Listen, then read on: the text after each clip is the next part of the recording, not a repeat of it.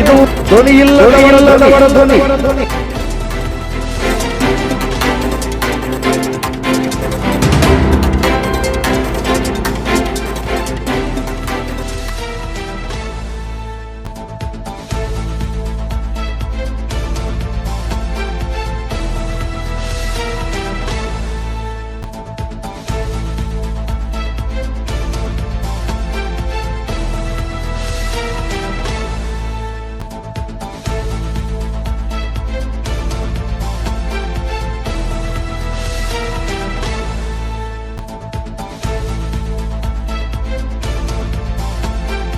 ಸಂಡೂರು ಪಟ್ಟಣದಲ್ಲಿ doctor BR Ambedkar ಜಯಂತಿಯ ಕಾರ್ಯಕ್ರಮದಲ್ಲಿ ಬಳ್ಳಾರಿ ವಿಜಯನಗರ ಸಂಸದರಾದ ಇ ತುಕಾರಾಮ್ ರವರು ಹಾಗೂ ಸಂಡೂರು ವಿಧಾನಸಭಾ ಕ್ಷೇತ್ರದ ಶಾಸಕರಾದ ಅನ್ನಪೂರ್ಣ ಇ ತುಕಾರಾಮ್ ರವರು ಒಟ್ಟಿಗೆ ಭಾಗಿಯಾಗಿ ಅಂಬೇಡ್ಕರ್ ಜಯಂತಿಯ ಮೆರವಣಿಗೆಯಲ್ಲಿ ಭಾಗಿಯಾಗಿದ್ದ ಜನರ ಗಮನ ಸೆಳೆದರು.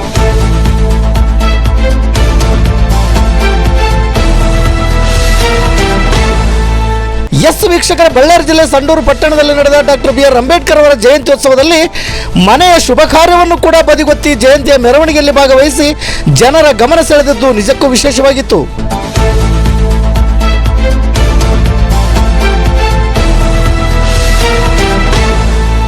ವಿವಿಧ ವೇಷ ಧರಿಸಿದ ಕಲಾವಿದರಿಂದ ಮತ್ತು ತಾಳಮೇಳ ಡೊಳ್ಳು ವಾದ್ಯಗಳಿಂದ ಜಯಂತಿಯ ಮೆರವಣಿಗೆಯು ಅಚ್ಚುಕಟ್ಟಾಗಿ ನಡೆಯಿತು. ವೀಕ್ಷಕರ, ಜಯಂತಿಯ ವೇದಿಕೆಯಲ್ಲೂ ಕೂಡ MP MLA ದಂಪತಿಗಳಿಬ್ಬರು ಒಂದೇ ವೇದಿಕೆ ಹಂಚಿಕೊಂಡಿದ್ದು ಅಂಬೇಡ್ಕರ್ ಜಯಂತಿಯ ಕಾರ್ಯಕ್ರಮದ ವೇದಿಕೆಗೆ ಒಂದು ವಿಶೇಷ ಮೆರುಗು ತಂದುಕೊಟ್ಟಂತಿತ್ತು.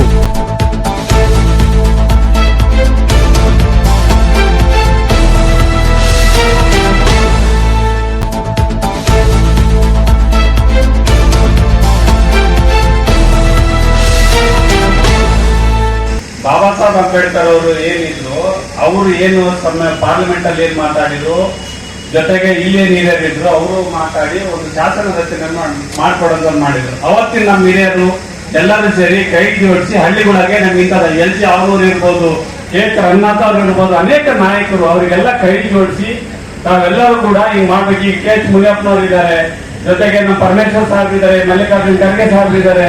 ಇವತ್ತೆಲ್ಲರೂ ಕೂಡ ಇವತ್ತೇನು ಹಿರಿಯರಿದ್ದಾರೆ ಅವರು ಹಳ್ಳಿಗಳಿಂದ ಫೀಡ್ಬ್ಯಾಕ್ ತಗೊಂತಾರೆ. ಆ ಫೀಡ್ಬ್ಯಾಕ್ ತಗೊಂಡು ನಾವು ಕೆಲಸ ಮಾಡ್ತಾರೆ.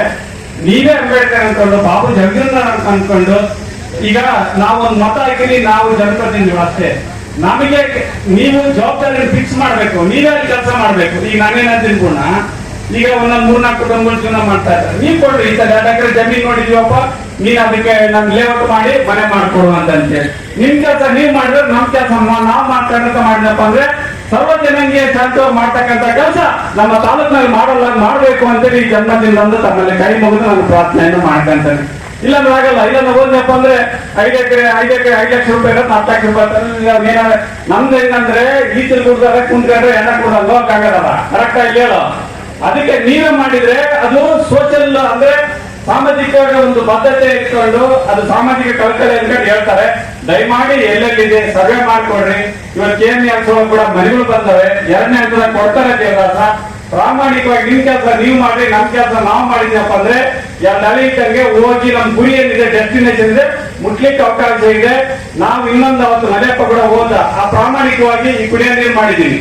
ಇವತ್ತು ಕಾಲೋನಿಗಳು ಅಭಿವೃದ್ಧಿ ಆಗಿದ್ದಾವೆ, ಕರೆಂಟಿನ ಅಭಿವೃದ್ಧಿ ಆಗಿದೆ, ಬಸ್ಸಿನ ವ್ಯವಸ್ಥೆ ಮಾಡಿದೀವಿ.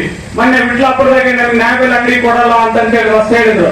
1.5 ಕೋಟಿ ರೂಪಾಯಿ ಹಾಕಿ ರಸ್ತೆ ಮಾಡ್ತಿದ್ದೀನಪ್ಪ ಮೆಟ್ರಿಕ್ ಇವತ್ತೆಲ್ಲ ಕಂಪ್ಲೀಟ್ ಆಗಿ. ಎಲ್ಲ ಗುಡಿಗಳು ಕೂಡ ಇವತ್ತೆಲ್ಲ ತಗೊಂಡಿದೀವಿ.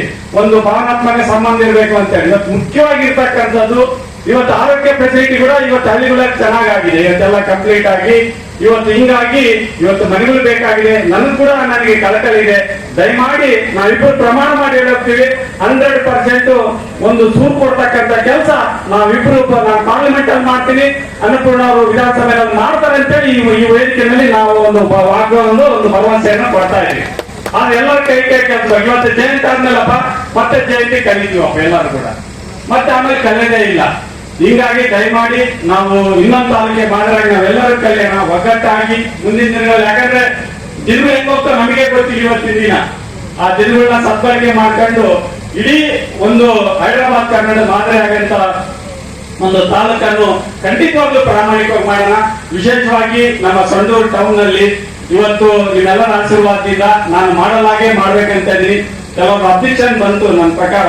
ಅಲ್ಲಿ ಧರ್ಮಾಪುರದ ಹತ್ರ 200 ಬೆಡ್ ಹಾಸ್ಪಿಟಲ್ ಮಾಡಿದ್ರಪ್ಪ, ಅಲ್ಲಿ ಟೆಸ್ಟ್ ಇಷ್ಟು ಮೆಡಿಸಿನ್ಸ್ ಏನಾದ್ರು ಪ್ರಾಬ್ಲಮ್ ಆಗತ್ತೆ ಅಂತೇಳಿ ಮರಿಸ್ವಾಮಿ ಇಲ್ಲೇನೆ ಇರ್ತಕ್ಕಂಥದ್ನ ಏನೊಂದು ಹಳೆ ಆಸ್ಪತ್ರೆ ಅದೇ ಐತಲ್ಲ ಅದನ್ನ G+5 ಹಂತದಲ್ಲಿ ಅದನ್ನ ಮಾಡಿ ಅಲ್ಲೇ ತಾಯಿ ಮಗು ಆಸ್ಪತ್ರೆ ಜೊತೆಗೆ ಇದನ್ನ ಒಂದು ಮಾಡೆಲ್ ಆಸ್ಪತ್ರೆನ ಇಲ್ಲೇ ಮಾಡ್ಲಿಕ್ಕೆ ನಾನು ಪ್ರಾಮಾಣಿಕವಾಗಿ ಮಾಡಿದ್ರೆ ನನ್ನ ಡಿಸೈಡ್ ಕೂಡ ಆಗಿದೆ.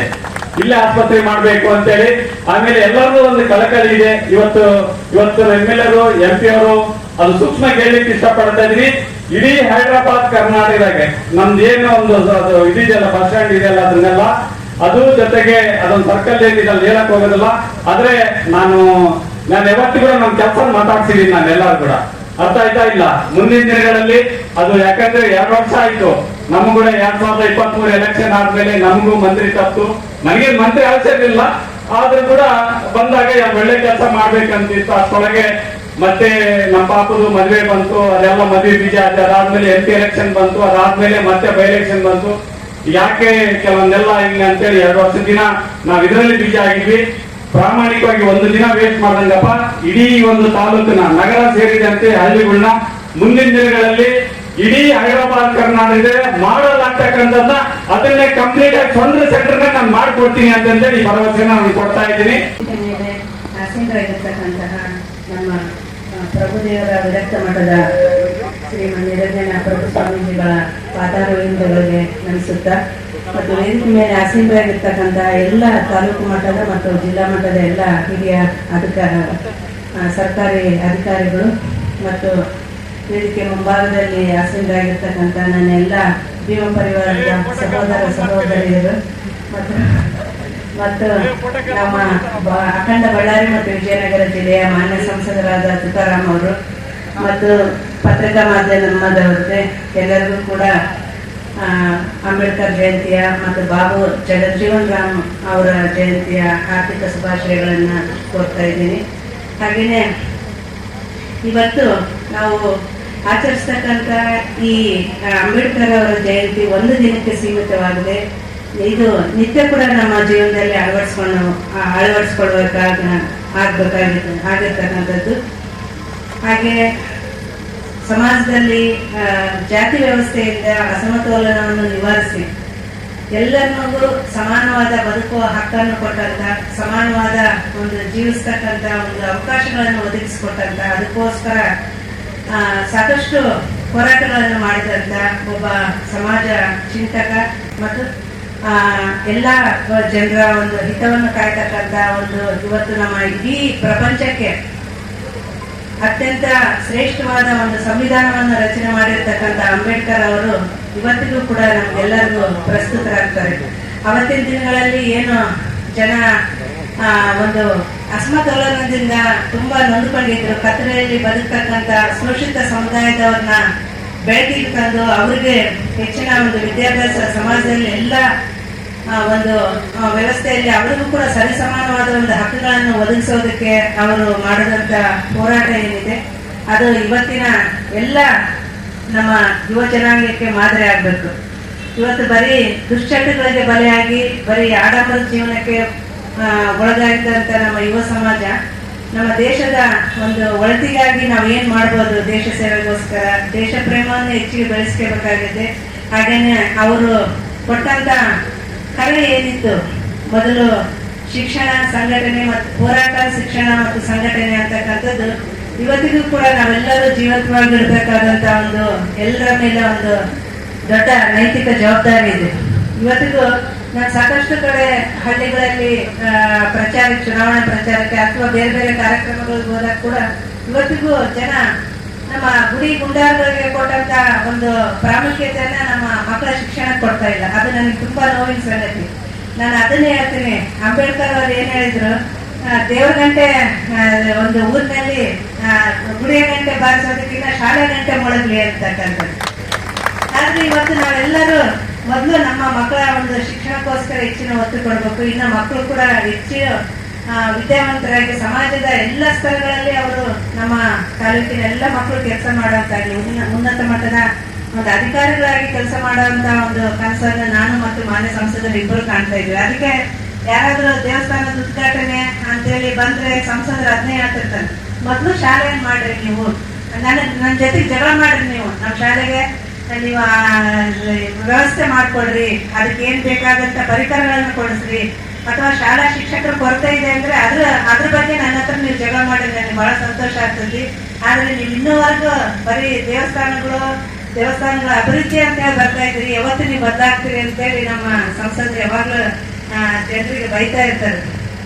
ಆ ನಿಟ್ಟಿನಲ್ಲಿ ಇವತ್ತು ಇನ್ನೂ ಹೆಚ್ಚಿನ, ಈಗ ಸಾಕಷ್ಟು ನಂದೇ ಉದಾಹರಣೆ ತಗೊಳ್ರಿ, 4 ಗೋಡೆ ಮಧ್ಯೆ ಒಂದು ಕುಟುಂಬಕ್ಕೆ ಸೀಮಿತವಾಗಿರ್ತಕ್ಕಂಥ ಒಬ್ಬ ಹೆಣ್ಣು ಮಗಳು ಇವತ್ತು ವಿಧಾನಸೌಧ ಮೆಟ್ಲತ್ತೀನಿ ಅಂದ್ರೆ ಅದು ನಮ್ಮ ಬಾಬಾ ಸಾಹೇಬ್ ಅಂಬೇಡ್ಕರ್ ಅವರ ಒಂದು ಕೃಪಾಶೀರ್ವಾದ ಅಂತ ನಾನು ಹೇಳೋದಕ್ಕೆ ಬಯಸ್ತೀನಿ.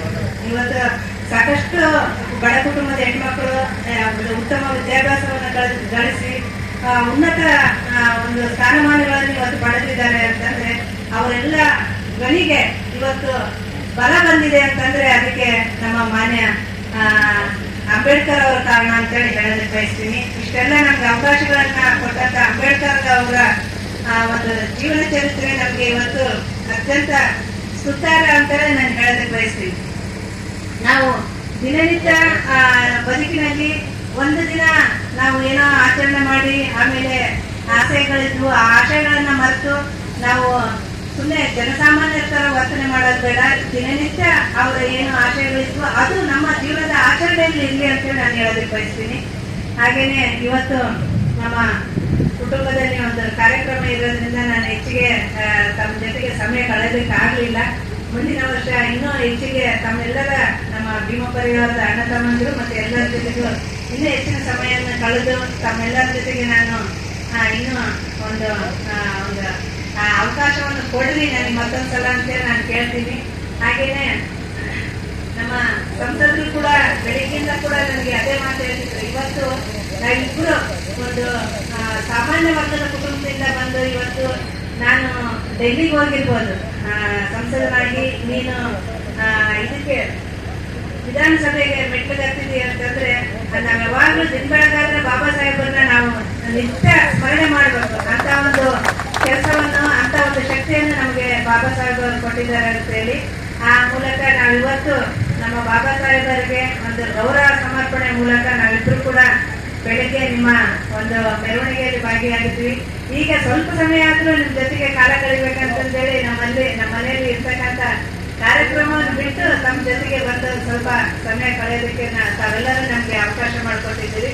ಹಾಗೇನೆ ವೇದಿಕೆ ಮೇಲೆ ಎಲ್ಲ ಮುಖಂಡರು ಇರ್ತಕ್ಕಂಥ ಎಲ್ಲ ಗಣ್ಯಮಾನ್ಯರಿಗೂ ನಮಸ್ಕಾರ. ತಮ್ಮೆಲ್ಲರಿಗೂ ನಾನು ಮತ್ತೊಮ್ಮೆ ಅಂಬೇಡ್ಕರ್ ಜಯಂತಿಯ ಶುಭಾಶಯಗಳನ್ನು ತಿಳಿಸ್ತಾ ನನ್ನ 2 ಮಾತುಗಳಿಗೆ ವಿರಾಮ ಕೊಡ್ತೀನಿ. ಜೈ ಭೀಮ್, ಜೈ ಅಂಬೇಡ್ಕರ್.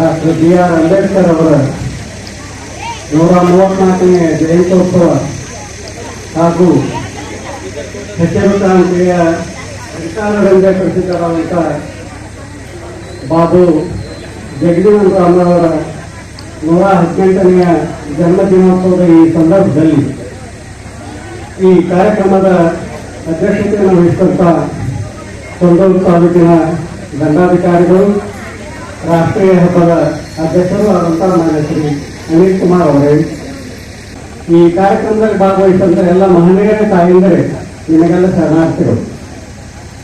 ಕನ್ನಡದಲ್ಲಿ ಒಂದು ಗಾದೆ ಮಾತದೆ, ಊಟಕ್ಕೆ ಕುಂತರೆ ಯಾವಾಗಲೂ ಮೊದಲೇ ಪಂಕ್ತಿಯಲ್ಲಿ ಕೂಡಿರ್ಬೇಕು, ಭಾಷಣ ಮಾಡಬೇಕಾದ್ರೆ ಮೊದಲೇ ಭಾಷಣಕಾರರಾಗಬೇಕು. ಎಲ್ಲರ ಮದುವೆ ಸಂದರ್ಭದಲ್ಲಿ ನೀವು ಊಟಕ್ಕೆ ಹೋದ್ರಿ ಅಂತಂದ್ರೆ ಮೊದಲೇ ಪಂಕ್ತಿ ಕುಂದ್ರೆ ಎಲ್ಲ ಐಟಮ್ಗಳು ಸಿಗ್ತಾವೆ. ಕೊನೆಗೆ ಏನಾದ್ರು ಕುಂತ್ರೆ ಅಂತಂದ್ರೆ ಅಲ್ಲಿದ್ರೆ ಸಾರಿ ಇರೋಂಗಿಲ್ಲ, ಸಾರಿದ್ರೆ ಅಲ್ಲಿ ಇರೋಂಗಿಲ್ಲ. ಭಾರತ ದೇಶ ಬಹಳ ಬಹುದೊಡ್ಡ ಪ್ರಜಾಪ್ರಭುತ್ವ ಉಳ್ಳಂತ ರಾಷ್ಟ್ರ ಇದೆ. ಈ ರಾಷ್ಟ್ರಕ್ಕೆ ಒಂದು ದೊಡ್ಡ ಬುನಾದಿಯನ್ನ ಸಂವಿಧಾನದ ಮುಖಾಂತರ ಹಾಕಿದಂತವರು ಅಂತ ಹೇಳಿದ್ರೆ ಡಾಕ್ಟರ್ ಬಾಬಾ ಸಾಹೇಬ್ ಅಂಬೇಡ್ಕರ್. ಭಾರತ ದೇಶಕ್ಕೆ ಯಾಕೆ ಅಷ್ಟು ದೊಡ್ಡ ಗೌರವ ಅಂತಂದ್ರೆ ಭಾರತ ದೇಶದ ಸಂವಿಧಾನ ಐತಲ್ಲ, ಭಾರತ ದೇಶವನ್ನು ಒಂದು ಸಮೃದ್ಧವಾದಂತಹ ಸಾರ್ವಭೌಮ ರಾಷ್ಟ್ರವನ್ನಾಗಿ ನಿರ್ಮಾಣ ಮಾಡಲಿಕ್ಕೆ ಅದು ಕಾರಣೀಭೂತವಾಯಿತು. 1947ರಲ್ಲಿ ನಮ್ಮ ದೇಶಕ್ಕೆ ಸ್ವತಂತ್ರ ಶಕ್ತಿ. 1948ರಲ್ಲಿ ಗಾಂಧೀಜಿಯವರ ಹತ್ಯೆ ಆಗ್ತದೆ. 1949ರಲ್ಲಿ ಸಂವಿಧಾನದ ಬಗ್ಗೆ ಚರ್ಚೆ ನಡೀತದೆ. 1950 ಇಸ್ವಿಯಲ್ಲಿ ಡಾಕ್ಟರ್ ಬಾಬಾ ಸಾಹೇಬ್ ಅಂಬೇಡ್ಕರ್ ಅವರು ಜಗತ್ತಿನ ಬೇರೆ ಬೇರೆ ದೇಶಗಳ ಸಂವಿಧಾನವನ್ನು ಅಧ್ಯಯನ ಮಾಡಿ ನಮ್ಮ ದೇಶಕ್ಕೆ ಒಂದು ದೊಡ್ಡದಾದಂತಹ ಒಂದು ಸಂವಿಧಾನವನ್ನು ಕೊಟ್ಟಂತ ಶ್ರೇಯಸ್ಸು ಅಂಬೇಡ್ಕರ್ ಇರ್ತದೆ. ಇದರಲ್ಲಿ ಸುಮಾರು 15 ಜನ ಹೆಣ್ಮಕ್ಕಳು ಕೂಡ ಸಂವಿಧಾನ ರಚನೆ ಕಾರ್ಯದಲ್ಲಿ ಅಂಬೇಡ್ಕರ್ ಅವರಿಗೆ ಮಾರ್ಗದರ್ಶನ ಮಾಡಿದರು ಅಂತ ಹೇಳುವುದು ಅದರ ಹೆಚ್ಚುಗಾರಿಕೆ ಅದೇ.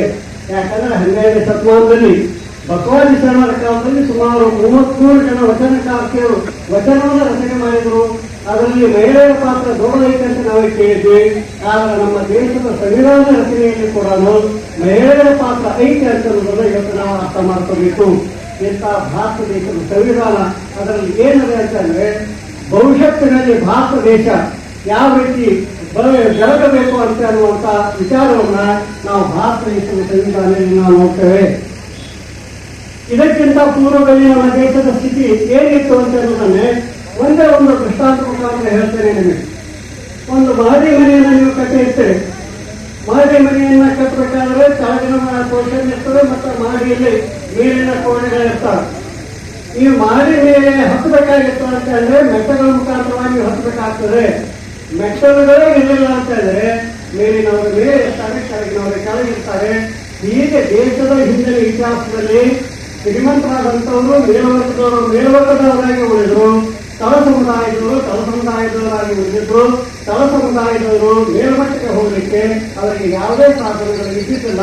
ಅಂಬೇಡ್ಕರ್ ಅಂತವರು ಸಂವಿಧಾನ ರಚನೆ ಮುಖಾಂತರವಾಗಿ ಮೆಟ್ಟಲುಗಳನ್ನಾಗಿ ಮಾಡಿ ತಳ ಸಮುದಾಯದವರಿಗೆ ಒಂದು ರೀತಿಯಲ್ಲಿ ಸಮಾಜದ ಮುಖ್ಯವಾಹಿನಿಯಲ್ಲಿ ಬರುವಂತ ಕೆಲಸವನ್ನ ಅಂಬೇಡ್ಕರ್ ಅಂತವರು ಮಾಡ್ತಾರೆ. ಇವತ್ತು ಏನು ವೇದಿಕೆಯಲ್ಲಿ ಇರ್ತಕ್ಕಂಥ ಗಣ್ಯ ವ್ಯಕ್ತಿಗಳೇನಲ್ಲ ಇವರೆಲ್ಲ ಅಂಬೇಡ್ಕರ್ ಅವರ ಸಂವಿಧಾನದ ಅಡಿಯಲ್ಲಿ ದೊಡ್ಡ ದೊಡ್ಡ ಹುದ್ದೆಗಳಲ್ಲಿ ಬಂದಿದ್ದನ್ನು ನಾವು ನೋಡ್ತೇವೆ. ಇದಕ್ಕೆ ಅಂಬೇಡ್ಕರ್ ಇದಕ್ಕೆ ಕಾರಣ ಅಂತ ನಾವು ತಿಳ್ಕೊಬೇಕು.